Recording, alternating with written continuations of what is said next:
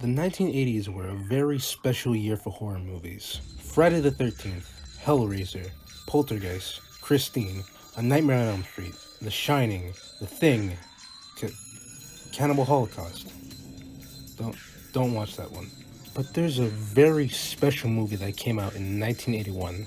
A movie that would truly define my love for horror movies. Saturday the 14th. The Evil Dead was released on October 15th, 1981. Directed and written by Sam Raimi in his directorial debut, this movie started a long-running franchise, with many sequels, comics, games, reboots, and even a TV show, 3 million worldwide. I'm gonna say this right now, I love Evil Dead. It's one of my favorite franchises of all time, with Evil Dead 2 and Evil Dead Rise being some of my favorite horror movies of all time. But for now, the only one we're talking about is the one about a cabin in the woods. Wait, wrong movie.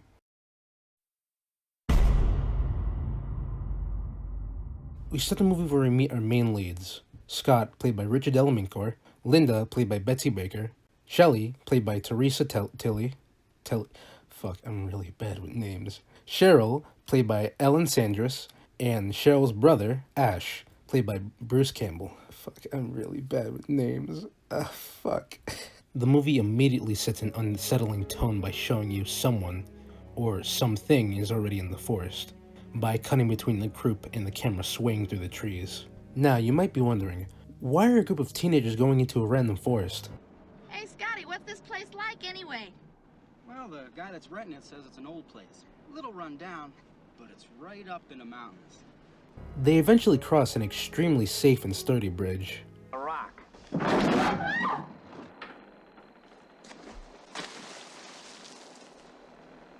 I'm sure that's not going to be important later. Another short scene I really like is when they're driving. A short one-shot take as they slowly drive towards the cabin. You can see a few branches hitting the camera. Another notification that shows us, the audience, that they were doomed from the beginning. Nighttime hits as they stay in the cabin. We see Cheryl sketching a clock on the wall, but something goes wrong as soon as the clock stops.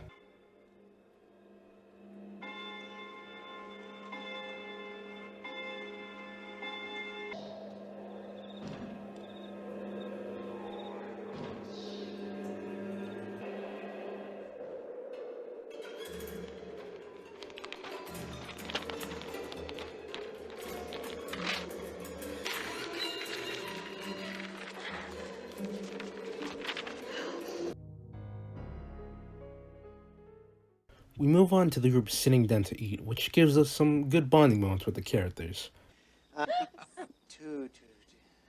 Two tarim. Which means? Party down! Yeah!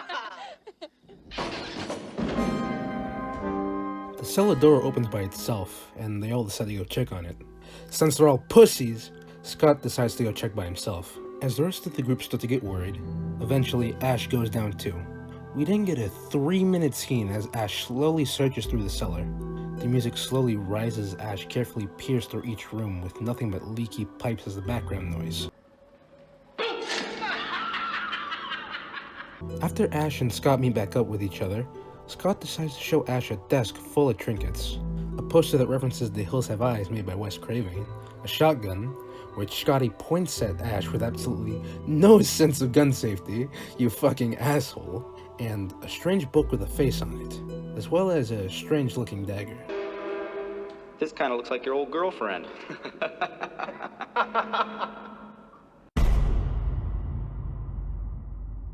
The two eventually go back upstairs, bringing the book and dagger with them, as well as a recorder they found. Ash decides to play the tape with everyone. It has been a number of years since I began excavating the ruins of Kandar. I believe I have made a significant find in the Kandarian rune, a volume of ancient Sumerian burial practices and funerary incantation. It is entitled Naturan de Manta, Book of the Dead. Cheryl decides to stop the recording, as it's clearly making her uneasy. Scott, the asshole, decides to turn the recording back on. As soon as he continues it, the man on the recording starts chanting, as something starts emerging from the ground. Cheryl starts to get more and more distressed as it continues. And finally...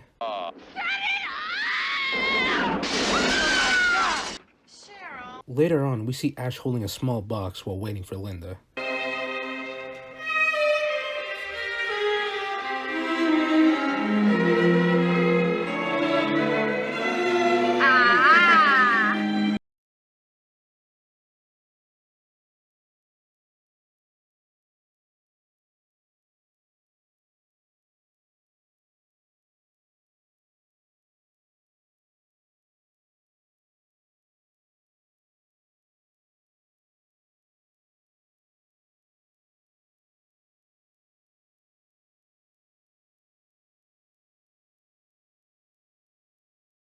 As Linda opens the box, we see it's a magnifying glass necklace. Ash, how sweet of you. Oh, I guess she's happy with it, I guess. Oh, one more thing. Remember the scene for later. After that, we move to an outside perspective as the entity that's watching Ash and Linda moves towards Scotty and Shelly, and eventually goes to Cheryl. We can hear a voice chanting in the background, and so does Cheryl. We can clearly see that the thing from outside has been targeting her ever since the beginning. Because this is a horror movie, Cheryl decides to go outside and check it out. Okay.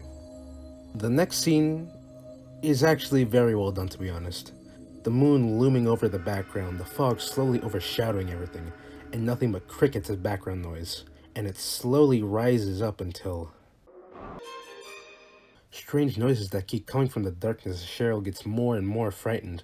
We cut back and forth between Cheryl and the entity knocking down trees as the music gets more and more rampant.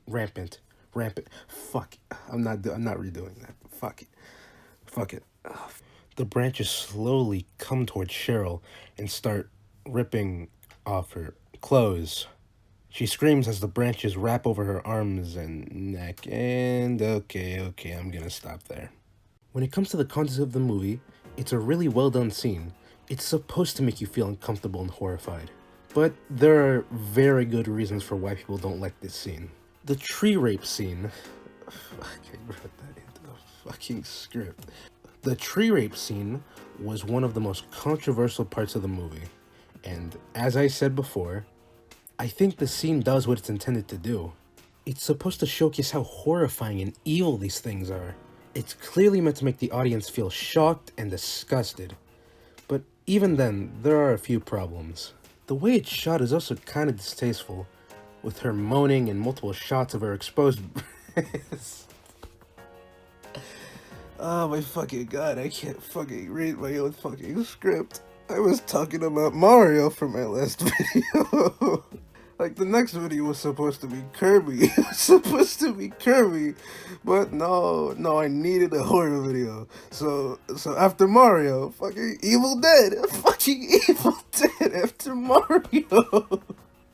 I needed a video for October, and the Kirby video was taking too fucking long. Fuck. Also, the scene just feels very tonally disconnected from the entire film. Sam Raimi himself even regretted putting the scene in. The weirdest part about this scene is its history throughout the series.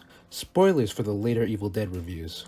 It's referenced in Evil Dead 2 and the There's an indirect reference in Evil Dead 2 and a very clear direct reference in the Evil Dead remake. Anyways, what was I talking about again? Oh, right. Cheryl escapes the trees as she makes her way back to the cabin. The scene gets more and more tense as she reaches the door and desperately tries to open it.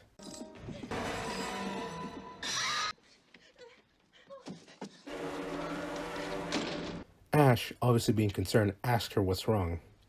In the woods did this to you? No, it was the woods themselves.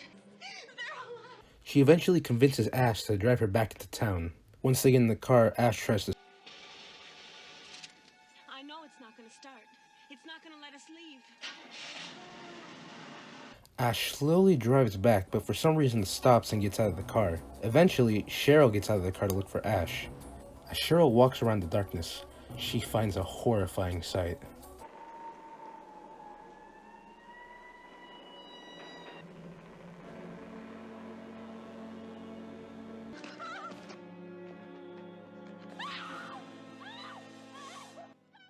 Cheryl's desperate cries really make this scene, along with the only light source coming from the headlights of the car, and the music. The music really helps as well. Ash and Cheryl go back to the cabin, with Ash grabbing the recorder so he can finish it on his own. While he's listening to that, Linda and Shelly play a card game in the background. Hey, Ash, I guessed the card right. Yeah, truly amazing, Linda. As they continue, Cheryl starts immediately guessing the cards that Shelly has. As her voice starts to get harsher and deeper, you probably know what's going to happen next. Cheryl's body moves around like a puppet as the demon taunts and threatens them. Cheryl's body drops to the floor, lifeless. As Ash and Linda try to check up on Cheryl, her arm grabs a pencil, and somehow, with two people next to her, no one sees it. She suddenly pops back up and She suddenly pops back up and fucking stabs Linda in the fucking foot. Oh, Jesus fucking Christ. She easily overpowers Ash when he tries to grab her, throwing him into a shelf that fucking falls on top of him. And even Scott gets shoved away when he tries to stop her. Scotty's finally able to subdue the possessed Cheryl with the butt of an axe and a kick to the fucking face, which sends her straight into the cellar. With Cheryl possessed and Linda out of commission, the other three discuss what they should do, with Shelley taking the situation very well. For God's sake, what happened to her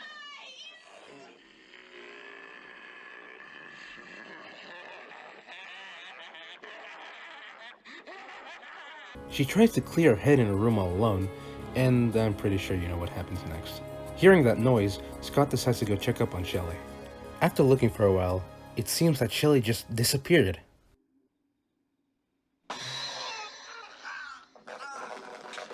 With that, the possessed Shelley claws at Scotty. He then throws Shelley into the goddamn fireplace. While Shelley continues to strangle Scott, Ash tries to get her off, immediately failing in the process.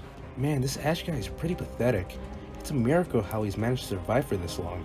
Shelley then grabs the dagger that was left on the floor and tries to stab Scott, with him retaliating with his own knife. Shelley then bites through her own damn wrist as the two look on in horror. The gore and sound design in the scene is fantastic, but I'll discuss the practical effects for later on. I'll just say for now, the effects of this movie are its biggest strength and weakness. You know, I got kind of sick during the recording of this video, so just bear with me. My voice is really killing me at this point. Scott then grabs Shelley's arm and stabs her with it. It's seemingly able to take her down.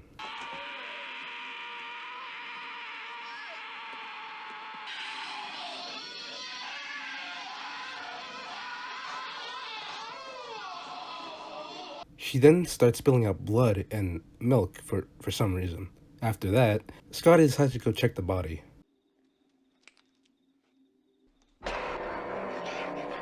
Scott begs Ash to hit her with the axe, but since Ash is a pussy, he just stands there in pure shock. Scott goes fucking ham on Shelley as he chops off all her limbs. What's really cool about this shot here is that they had multiple people sticking out their limbs from holes in the floor. Ash and Scott then decide to go take the mangled corpse of Shelley outside and bury it. The two then decide to talk about what they should do next, with Scotty just wanting to leave as soon as possible. Ash brings up that Linda is still injured, with Scotty still not giving a shit. Real quick, let's just stop here for a sec and talk about the acting. I will give the movie credit where it's due. I love the Deadites in this movie. But wait, they're never called Deadites in this movie.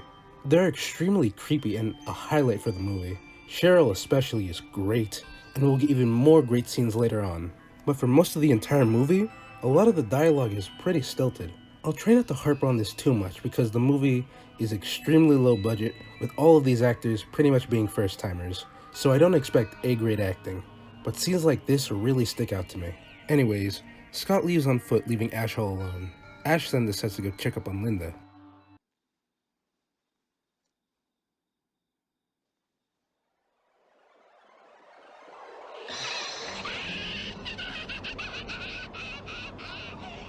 With Linda possessed, Ash and Scott, who just came back after he was injured, are the only ones left. With Scotty basically out of commission, we now focus all of our attention to Ash.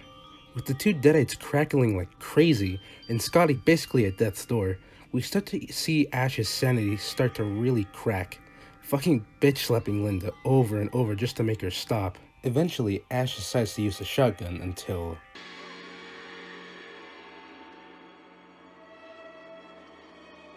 Oh, Ash, help me, please. Linda is seemingly normal, as well as Cheryl. Ashley, help me. Let me out of here. Ashley? Ash, help me. Right now, Ashley. I'm all right.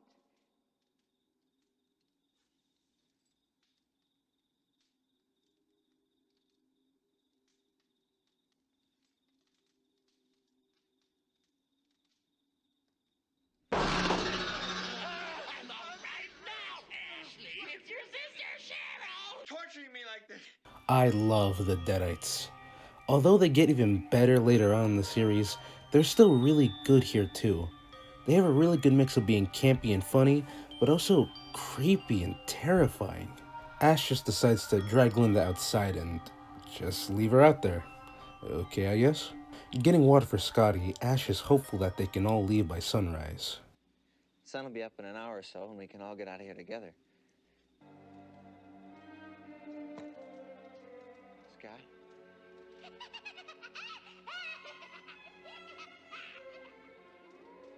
We have now entered the final portion of the movie, with Ash as our definitive lead. He and Linda get into a fight with Cheryl even assisting a bit. Ash is finally able to stab Linda with the dagger, causing her to spurt out more milk again. Why? Ash brings Linda to the shed, and he restrains her. And then we get to see the chainsaw. Something very special for this series later on. But for now, as he's about to dismember Linda, he chickens out when he looks at the necklace. Because it's really hard to butcher the body of the woman you love. Without dismembering her, Ash starts digging a grave to bury her. With Cheryl escaping, we get a scene referencing that bit earlier in the movie.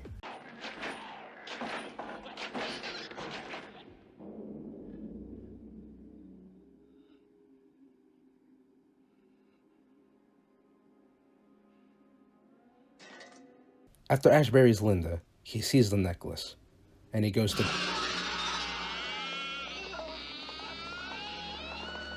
You know, I think it's time to talk about the effects of this movie.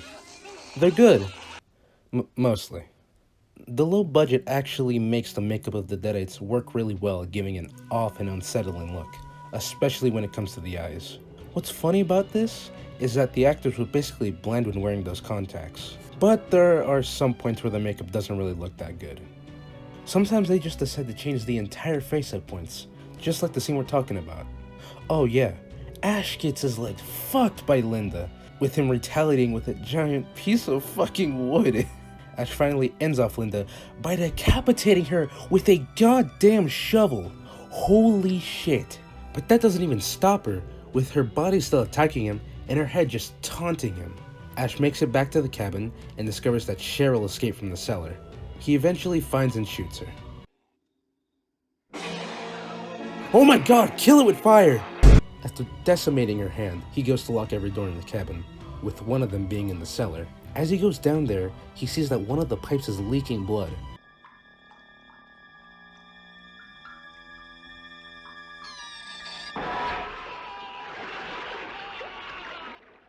The blood from the pipe just pours over Ash as he screams, and blood just starts leaking everywhere, which finally leads us to the point in the film where the entire house just starts fucking with Ash, mentally torturing him. As Ash heads upstairs, he tries searching the house at first, but is immediately interrupted, giving us this excellent shot right here. The windows open and close on their own as Ash starts to really lose it, screaming. We get some great sound design here with the bars having a wavy sound to it as Ash walks under them. With Ash just about losing it, he remembers that he has the necklace in his pocket, and if only slightly, it brings him back to reality.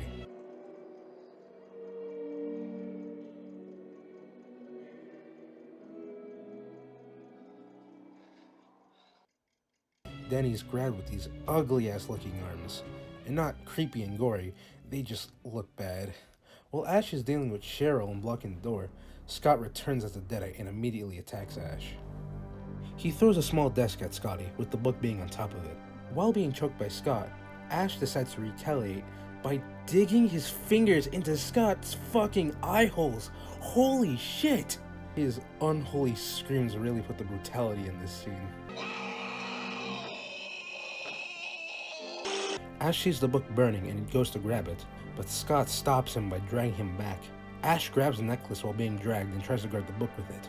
Scotty just digs into Ash's leg while Cheryl hits him with a fire poker. Ash finally gets the book and is finally able to toss it into the fire. The two just start fucking melting in stop motion, which look ugly as shit. Well, in a good way. With this weird pus coming from the bodies, it seems like the nightmare is finally over.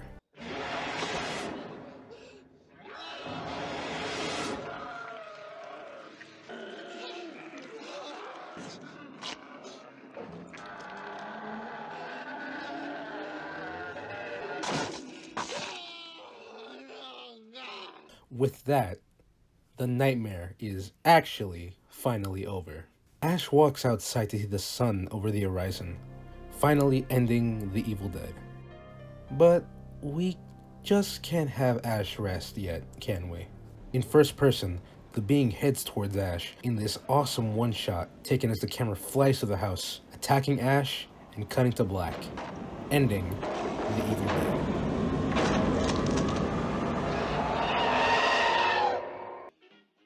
Evil Dead is a very important franchise to me. I've watched a few horror movies before these, but none of them have truly felt as special as this trilogy. But this first movie isn't perfect. It's very dated. The dialogue and acting are very stilted and overall just isn't very good. The effects and gore are a mixed bag. When they're good, they're phenomenal, but when they're bad, they're god-awful. Even with all that, I still enjoy this movie. There are very few horror movies in my opinion that can rival the first one when it comes to its scares and tension. And honestly, the low budget honestly helps it in this case. The Deadites are fucking nasty when it comes to their constant taunting and laughing, but that just makes them great antagonists to watch. The movie is just very campy, but in a fun way. It's very fun just to rewatch. So, 7 out of 10. It's far from perfect, but I can't help but loving it all the same.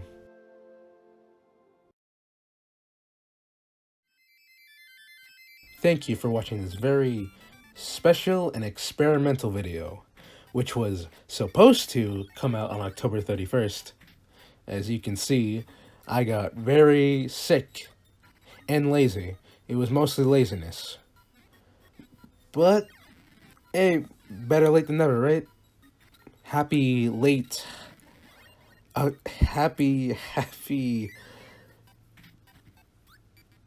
very late Halloween. And also Thanksgiving, I guess. Maybe I can fucking get the Kirby video up by then. Oh god, please. I really want to get it out by then. Thanks for watching, and I'll see you next time.